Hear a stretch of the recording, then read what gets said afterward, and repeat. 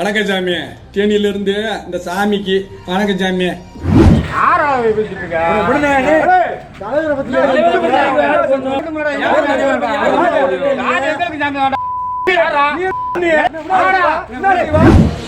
எனக்கு நெஞ்சு வலிக்குது. இங்கெல்லாம் அடிச்சிட்டாங்க விடுதலை சிறுத்தை கட்சிக்காரங்க. தலைவர் திருமாவளவன் வந்து காரணம்னு வச்சுக்கோங்க. கடுமையா எச்சரிக்கிறேன். அதாவது நீங்க எல்லாம் வந்து சட்டத்தை கையில எடுக்கலாம்னு நினைச்சு நீங்க பண்ற அராஜகத்தை கண்டிப்பான முறையில, ஏன்னா திருப்பி எங்களுக்கு வன்முறை தெரியாம கிடையாது.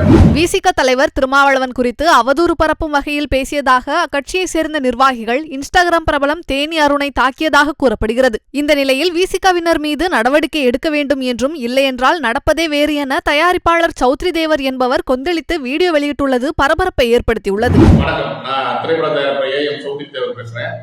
இன்னைக்கு நடந்த ஒரு சம்பவம் வந்து இந்த வணக்கம் தான் மாப்பிள்ளன்னு நம்ம தம்பி ஒருத்தர் அருண் பேர், அவர் வந்து இன்ஸ்டாகிராம்ல நிறைய கருத்துள்ள வீடியோகள் அவருக்கு தெரிந்த வகையில் தெரிந்த விஷயங்களை கொண்டு வர அவர் தம்பியோட வீடியோஸ் நான் நிறைய பார்த்துருக்கேன்.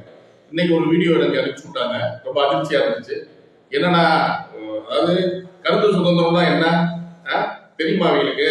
இப்ப இசைவாணி ஐயப்பனை பத்தி பேசுனது எல்லாருக்கும் தெரியும்.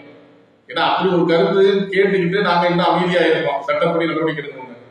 அதாவது திருமாவளவனை பத்தி வீடியோ போட்டதா சொல்லி அந்த பகுதியில் இருக்க நிர்வாகிகள் எல்லாம் போய் கடுமையா தாக்கிருக்கீங்க. கடுமையா தாக்கி கொலை முயற்சிக்கு முயற்சி பண்ணிருக்கீங்க. தகாத வார்த்தைகள்ல வந்திருக்கீங்க. அந்த விடுதலை திட்டத்தை நிர்வாகி கடுமையா எச்சரிக்கிறேன். அதாவது நீங்க எல்லாம் வந்து சட்டத்தை கையில எடுக்கலாம்னு நினைச்சு நீங்க பண்ற அராஜகத்தை கண்டிப்பான முறையில தமிழ்நாடு காவல்துறை இருப்பு குரல் கொண்டு அணுக வேண்டும். ஏன்னா திருப்பி எங்களுக்கு வன்முறை தெரியாமல் கிடையாது. வன்முறையை கையில எடுக்கக்கூடாது, சட்டப்படி போகணும்ன்றதான் எங்களோட இது. இந்த பிசிஆர் ஒரு சட்டத்தை கையில வச்சுக்கிட்டு அவங்க என்னென்ன அபராசம் பண்றாங்கன்னு பாத்தீங்கன்னா, உண்மையிலே வந்து அந்த வீடியோ வந்து இன்னைக்கு நானே வலைதளத்தில் போட்டு விட்டுருக்கேன். அவ்வளவு கெட்ட வார்த்தை. அந்த அப்பாவி பையனை அப்படி தாக்குறீங்க. அப்படி இது என்ன ஒரு வன்மையான போக்கு? சமீப காலத்துக்கு கொஞ்ச நாளைக்கு முன்னாடி ஒரு மஞ்சள் டிஷர்ட் போட்ட பையன், வன்னியர் சமூக பையன்.